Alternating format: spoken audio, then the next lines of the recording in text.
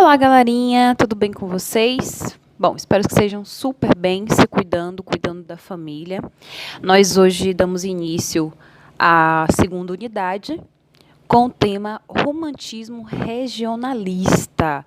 Nós já vimos algumas aulas sobre o romantismo primeira geração, segunda geração, terceira geração, e nós temos também uma discussão em relação ao romantismo regionalista, né? Então, estamos ainda assim tratando de romantismo, mesmo que sejamos na segunda unidade. Ok? Bom, o que seria esse romantismo? Quando ele surgiu? O romantismo regionalista ele surgiu durante o século XIX, inicialmente nas obras de José de Alencar, Bernardo Guimarães, Visconde Taunay e Franklin Távora.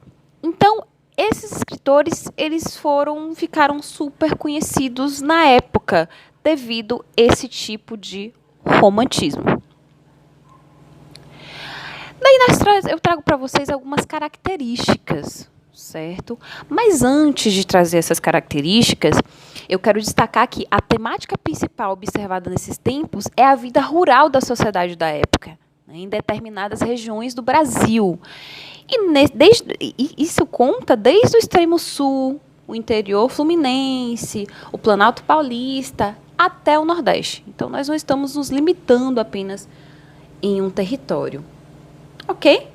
Daí eu trago algumas características para vocês de que os autores, por exemplo, os autores dos romances regionalistas começam as suas carreiras publicando suas obras primeiramente em folhetins, né?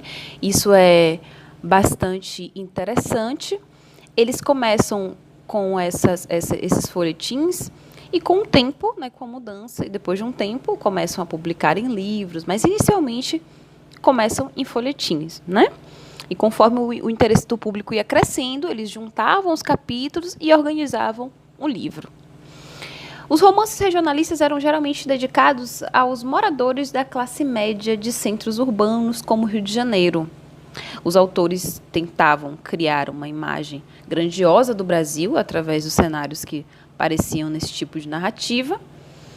A partir das características geográficas brasileiras, conseguimos perceber a imensidão dos pampas gaúchos, os aspectos exóticos do interior de Minas Gerais, a natureza única do sertão nordestino.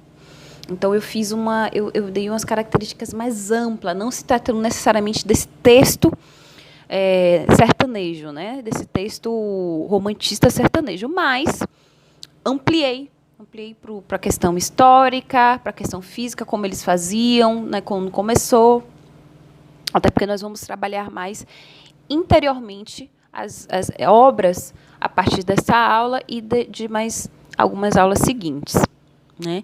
Então, vale também ressaltar que os romances regionalistas eram geralmente dedicados a essa classe e alguns romances eles tinham trechos que ajudavam os leitores a compreender por que o brasileiro rural não tinha gosto para os romances românticos, né? Já que viviam distantes das influências europeias e não viam o conhecimento, né, como algo precioso e necessário.